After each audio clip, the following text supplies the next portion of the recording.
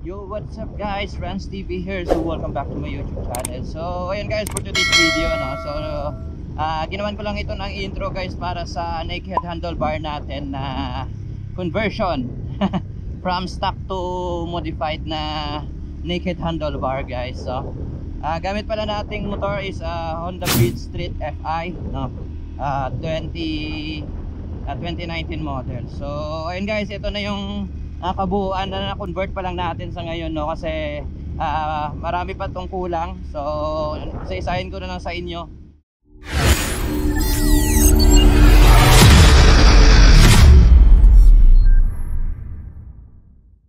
So ayun guys, for today's video nandito tayo ngayon sa ating motor kasi topic naman natin ngayon sa motor ay pakita ko lang sa inyo kung ano bang ginagawa natin sa ating naked handlebar, kung ano mga proseso na pinagdaanan ko bago ko nakabit ang naked handlebar, kung gaano ba siya kahirap So ayan, pakita ko lang sa inyo kung ano na yung mukha niya.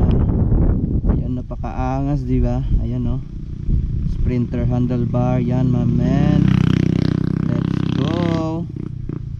So ayan, eto. Tapos dito hindi ko pa naigpitan nga sumasama pa yung hindi pa mahigpit. Pero okay na yan, di ba? Nagdiskartehan ko na kung paano ko mapahigpitan to.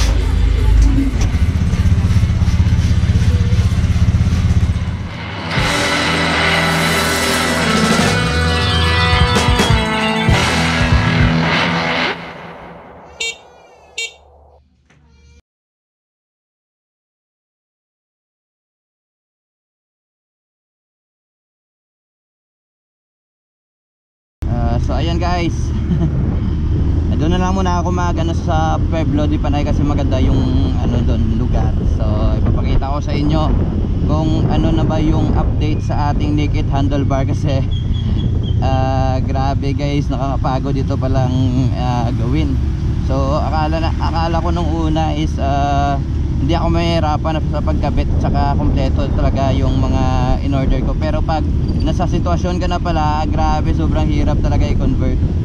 So ayan, stay tuned na kayo sa video natin. So ayan, ito na pala yung bagong amusement park dito sa amin sa Rojas City, Capiz. So ayan, sa kasalukuyang ginagawa pa. Ayan excited na ako tsaka yung mga bata, di ba? Grabe. Silip ko lang, ayan, napakaganda so ayan, pakita ko lang sa inyo kung ano yung tsura nya.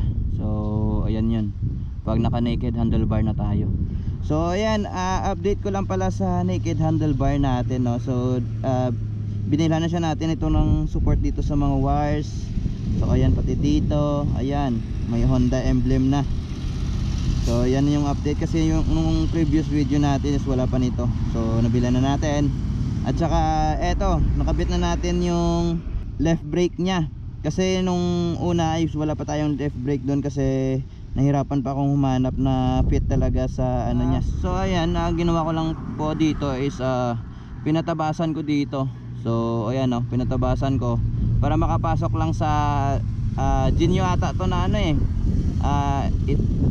ng Genio na na brake mount. So ayan, para ayan makita nyo tinabasan. So ayan, pagkatapos pala nilagyan na natin ng side mirror. So nakita nyo sa dati kong mga videos, ito pa yung gamit natin ng side mirror. So nirepaint ko lang ulit. At saka ayan mga nirepaint ko kasi lumang luma na, pero nagawa natin ng paraan para maging bago. So ayan, ito na lang yung papalitan ko. So ayan dito, yun na lang yung mga kulang natin, tsaka pakita ko lang sa inyo. So dito pala nahirapan ako kasi hindi natin may pasok. So ang gawin ko dito, ito pala na switch natin is Yamaha ito, Yamaha. So ayan, tabasan na natin dito para mapasok natin to, para pwede tayong gumamit ng bar end side mirror. Kasi hindi natin ang bar end kasi yung handlebar na binili natin is maikli lang. So hindi natin masagad ng maayos. So ayan, binilhan ko na rin ng side mirror mount. So ito dalawa. So ito yung click. So ito naman yung sa Honda Beat Street. So hindi sila masyadong pantay pero goods na naman. So ayan naman yung looks nya kapag POV ng rider.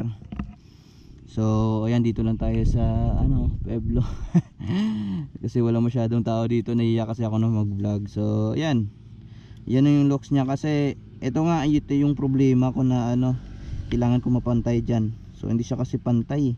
Siguro sa pagkabit ko nito hindi siya pantay. So ayan lang naman, maraming salamat sa panonood ng video ko. Sana may matutunan kayo sa ating conversion. So ayan, ito na yung total na convert natin. So sa halagang estimated ko na sa malapit na 7K yung gastos natin. Kasi yung mga dati ko pang ginamit pa natin ulit dito, kaya nakatipid tayo. At saka naghanap ako talaga ng mga switch na murang-mura lang pero genuine sa mga sa mga low end na klase ng motor. So doon kayo makakabili ng murang-murang mga switch. So ayan, pakita ko sa inyo kung ano na yung ang mukha niya kapag naka-naked. So may plan pala ako guys na lagyan dito ng windshield. So bibili pa tayo ng panel bracket, panel plate bracket ata yung tawag doon, para makabit natin yung windshield na binili ko. Windshield ng ng Ninja. So ayan na pa pula yung natin, yung looks niya kapag naka naked handlebar niya. So napakalinis, nagawa natin na malinis guys yung naked handlebar niya. At saka ayan, ito na yung panel gauge cover na nilagay natin dito. So ayun lang naman, grabe ayan diba, napakaangas niya tingnan. So ayan, kapag na-on natin, ito yung tsura niya. Napakaangas. Start natin, gumagana yan lahat. Yan, signal light. Ayan, signal light. Gana yan. Yan, kusina. Headlight. So ayan diba? So yun na naman.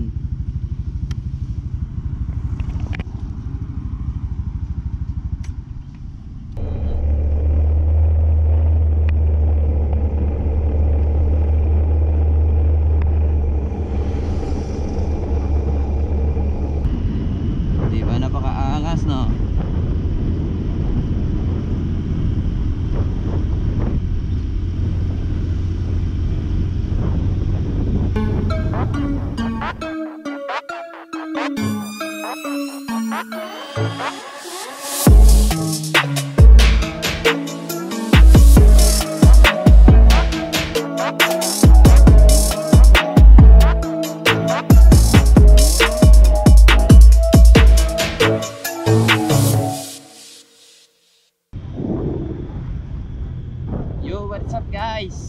ito na yung complete setup natin sa naked handlebar natin, no? So matagal-tagal na di tayo nakapag-update sa ating naked handlebar. So nakapitan na natin ng windshield. So ito siya guys. Yan, hanap lang tayo ng lugar para ipakita ko sa inyo yung kabuuang looks niya.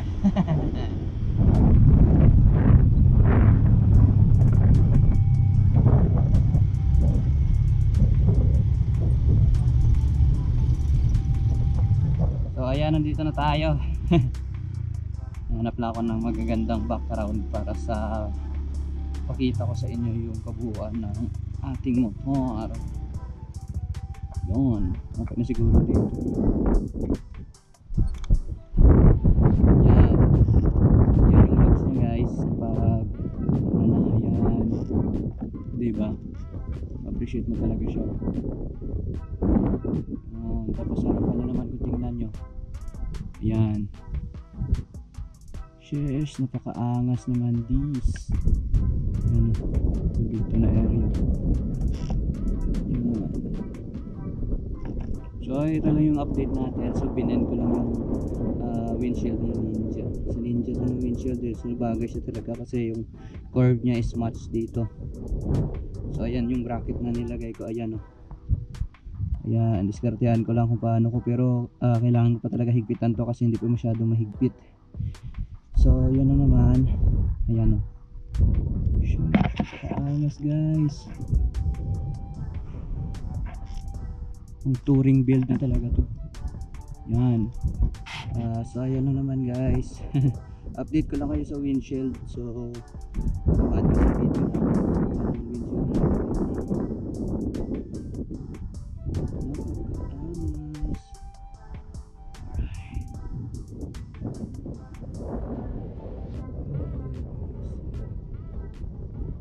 Let's go.